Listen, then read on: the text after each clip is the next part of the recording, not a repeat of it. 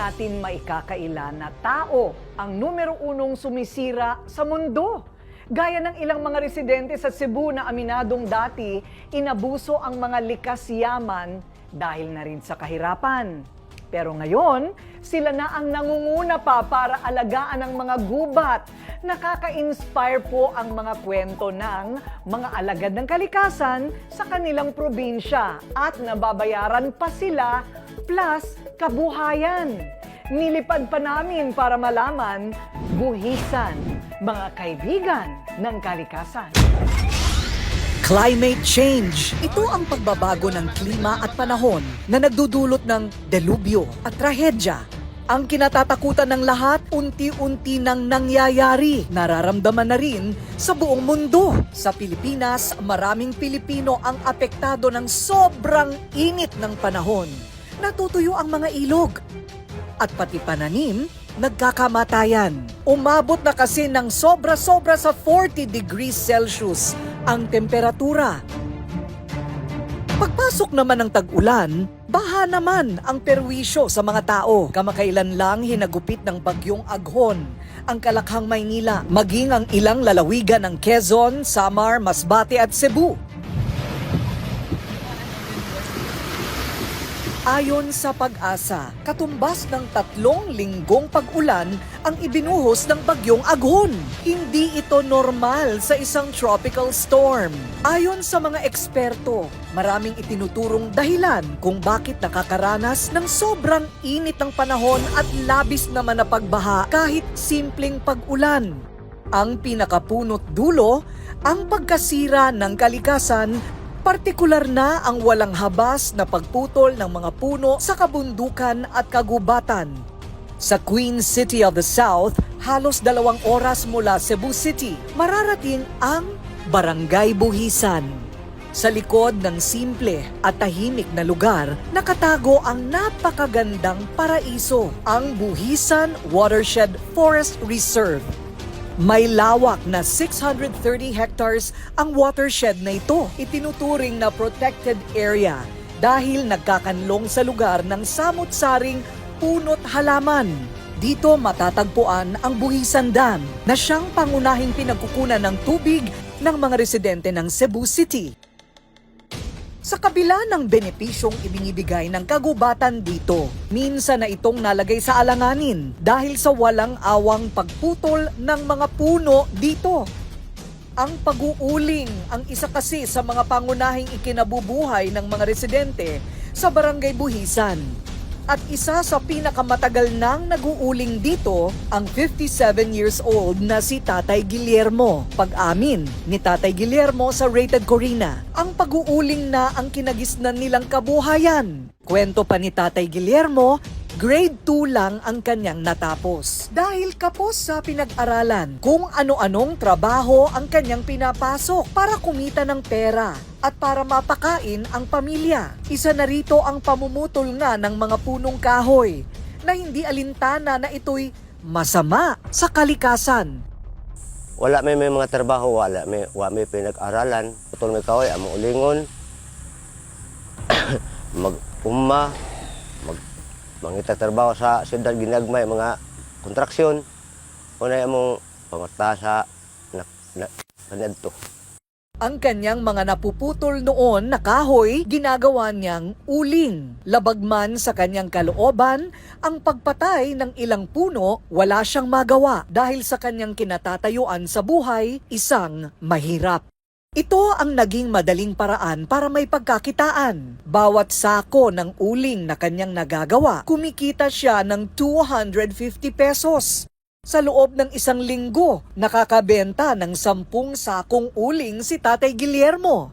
Aminado siya na mali ang paraan ng pamumuhay na kanyang ginagawa. Kay ang kontraksyon ko dili permanente ang adlaw, mga trabaho ta nay wat katrabaho karong adlaw karon manaha kay kontrak man. Wala mi trabaho sa ubos dito sa siyudad, sa lungsod. Uli mi nga sa watershed DNR. Tulad ni Tatay Guillermo, dati ring nangangahoy ng mga puno para gawing uling ang 67 years old na si Nanay Leticia. Ayon sa kanya, Kahit matarik at mataas na lugar sa kagubatan ng Buhisan Watershed, kanyang sinusuyod para lang makakuha ng mga pwedeng gawing panggatong at uling. Mangahoy, manguha mig sugnod, nga mag-uling ko. Ug di ko wa ko kauling, maglabada ko. Mao gyud na akong panginabuhi. Sir, bisag putig yung liso. Ato sir, abinin mo sir, 40 ang sako. 30. Pero ang among mapalit na sir, makapalit kami para makakaon ang mga bata. Palit na lang daw katuhog barbecue nga ulo. Maurag yun ang among madala sa mga bata. Kaya siguro na mo ang bugas. Alam ni Nanay Leticia na masama sa kalikasan ang kanyang ginagawa. Pero limitado ang kanilang mapagkukunan kasi ng kabuhayan. Sinubukan daw niya noong maging labandera. Pero hindi naman daw araw-araw na may nagpapalabas sa kanya. Ang resulta, kapit sa patalim. Ang panguan sa kahoy.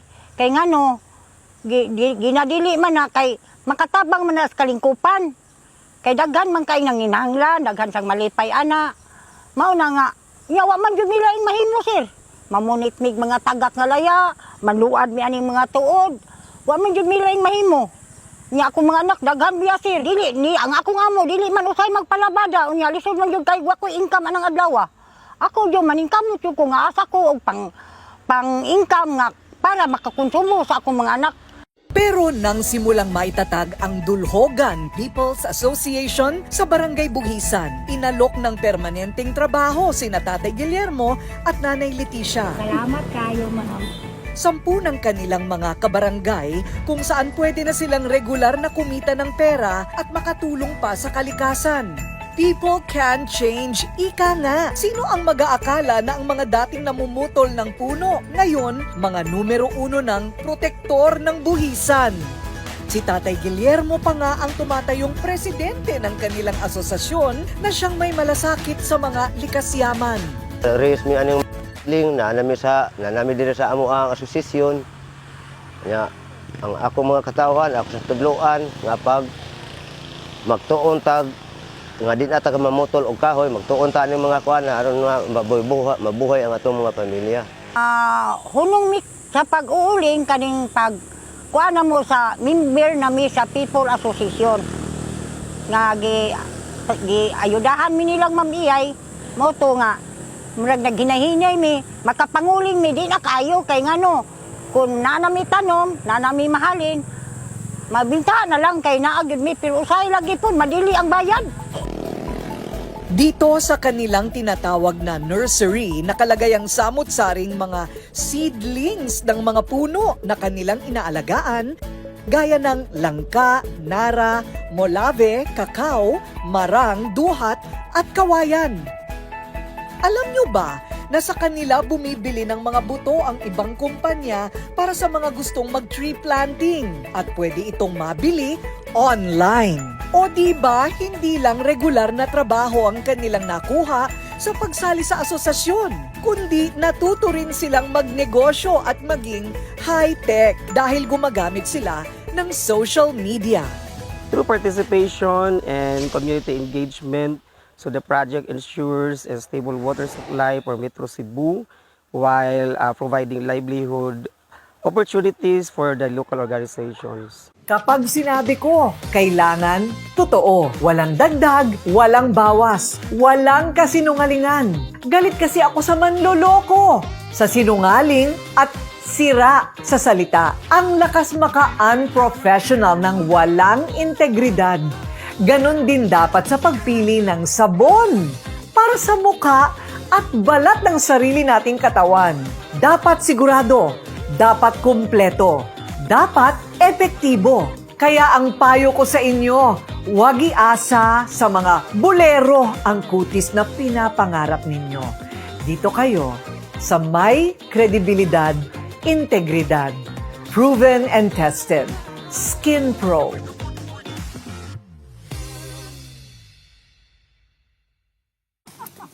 Naabutan pa ng Rated Corina ang grupo ni Tatay Guillermo at Nanay Leticia nang nagsagawa sila ng tree planting activity sa isang lugar sa Buhisan Watershed. Katuwang ng grupo ni Tatay Guillermo at Nanay Leticia ang Visayan Electric Company Incorporated, isang subsidiary ng Aboitiz Power Corporation na naghahatid ng maaasahan, abot-kayang halaga at matatag na enerhiya para sa bansa.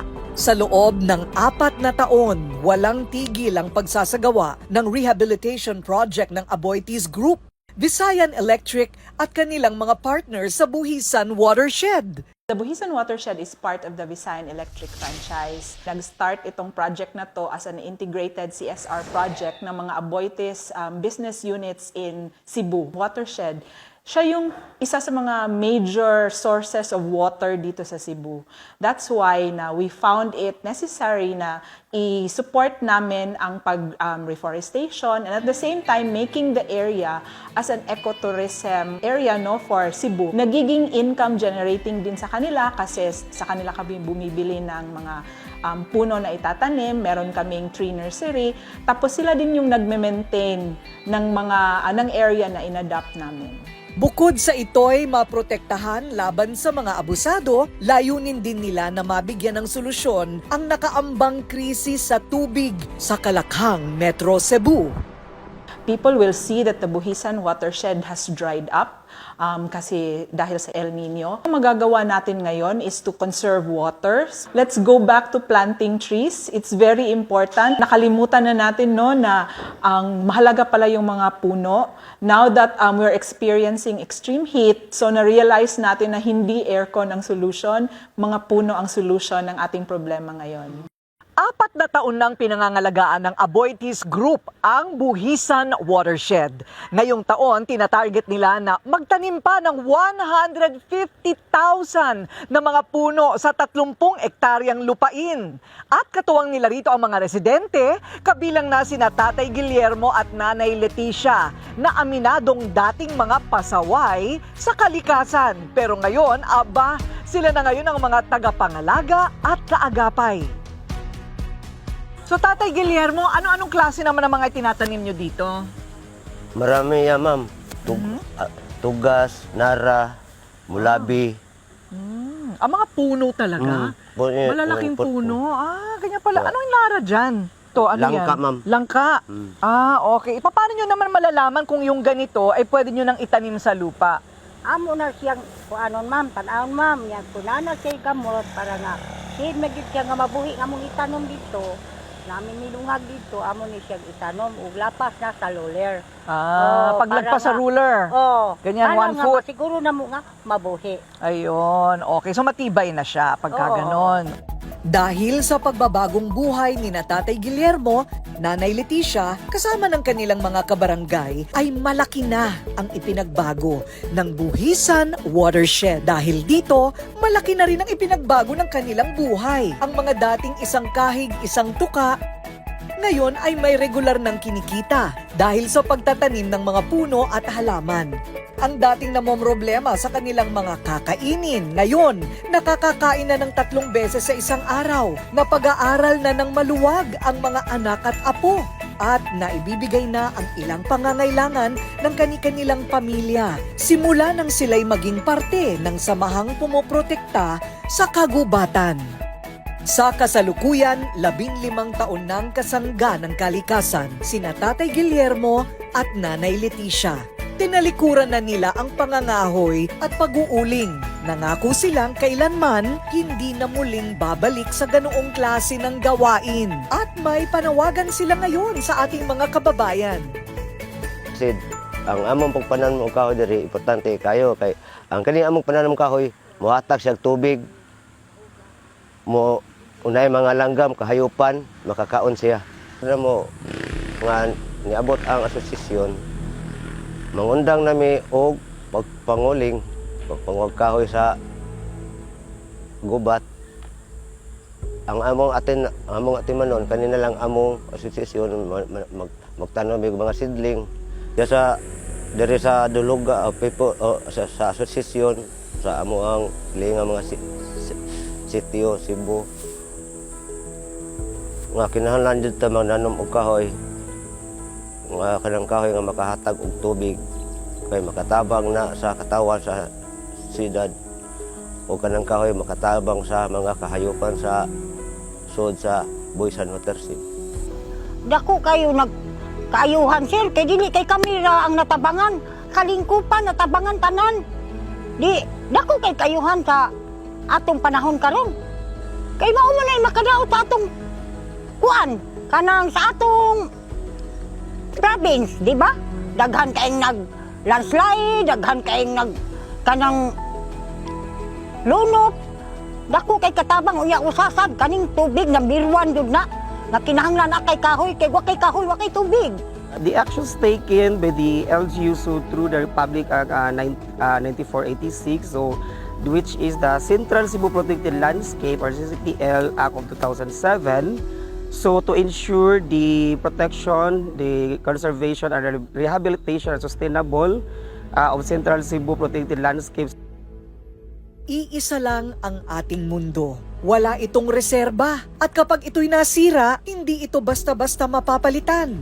Hindi lang sa kamay ni Tatay Guillermo at Nanay Leticia nakasalalay ang pangangalaga sa kalikasan.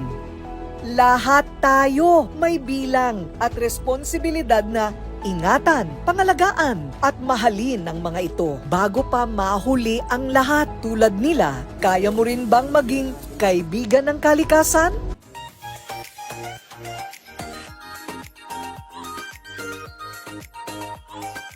Ito pinag-aralan talaga namin. Look at the back. Merong before and after. A real clinical trial from the United States. Because the active ingredient is tried and tested. A love to lash. Pampakapal ng pilikmata at kilay. Ang maganda dito sa Love to Lash ay yung applicator niya na pinasadya pa namin. Meron siyang foam. Kasi ilalagay mo yan doon sa parang pinaka-roots ng iyong pilikmata. Isang guhit lang sa baba at taas, pwede na, wag nang paulit-ulit, hindi kailangan.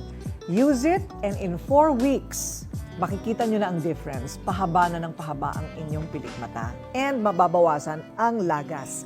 Lalo na kung kayo ay nag-curl lash and nagmamaskara every day.